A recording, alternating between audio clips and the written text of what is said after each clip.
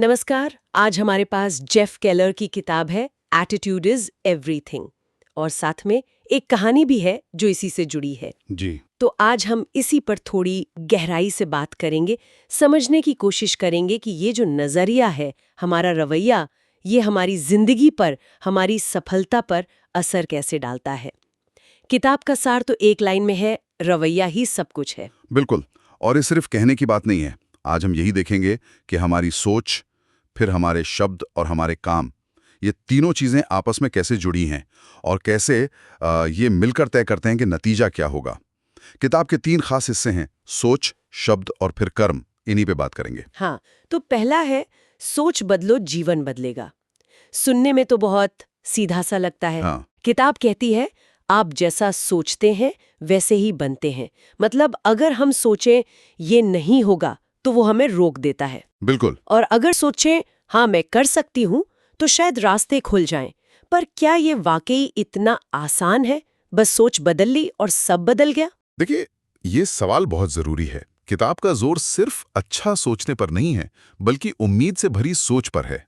मतलब पॉसिबिलिटीज को देखना, उन्हें बनाना। जब हम मानते हैं कि कुछ अच्छा हो सकता है, तो हमारा दिमाग ना वो मौके पहचानने लगता है जिनको हम शायद पहले देख ही नहीं रहे थे। अच्छा। ये एक तरह से दिमाग को ट्रेन करने जैसा है कि भाई प्रॉब्लम नहीं, सॉल्यूशन देखो। हाँ, मतलब सोच एक फिल्टर बन जाती है हमारे लिए। बिल्कुल, हमारे अनुभव का फिल्टर। ये दिलचस्प है। अच्छा, तो फिर दूसरा हिस्सा आता है अपने शब्दों को संभालो।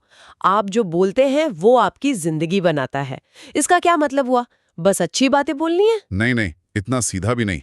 बात सिर्फ बाहर बोलने की नहीं है, बल्कि वो जो हम मन ही मन खुद से कहते हैं ना, हमारी सेल्फ टॉक। अच्छा, हाँ। उन शब्दों में, चाहे वो बोले गए हों या सिर्फ सोचे गए हों, उनमें एक ऊर्जा होती है, एक पावर होती है।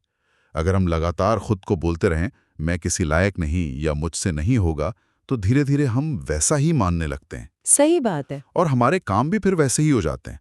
लेकिन अगर हम कहें, मैं सीख सकता हूं या चलो कोशिश तो करते हैं, तो ये आत्मविश्वास बढ़ाता है। हाँ, ये बात तो है।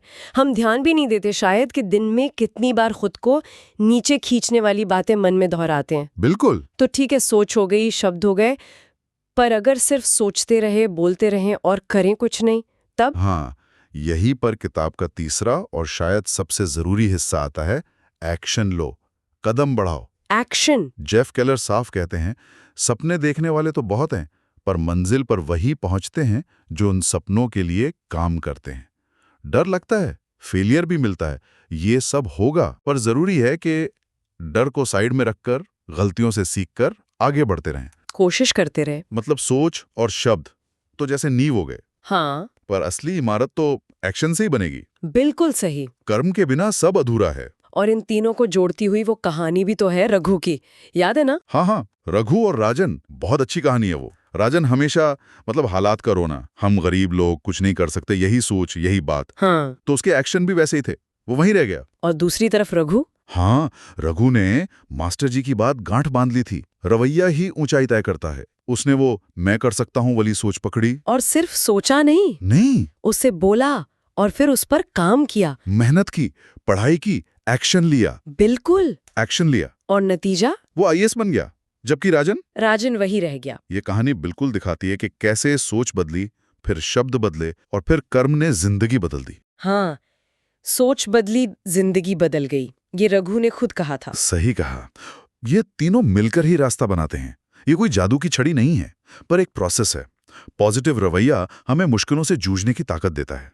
तो कुल मिला के बात यही है कि रवैया, हमारा नजरिया, ये कोई छोटी चीज नहीं है। नहीं, बिल्कुल नहीं। जैसा किताब कहती है, attitude is not a small thing, it is everything.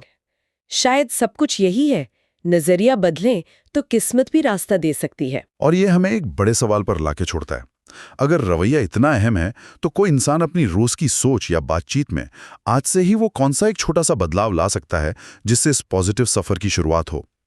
शायद सुबह उठते ही एक अच्छी बात सोचना, या कोई पुरानी नकारात्मक आदत, उसको बदलने की एक कोशिश, इस पर सोचना फायदेमंद हो सकता है।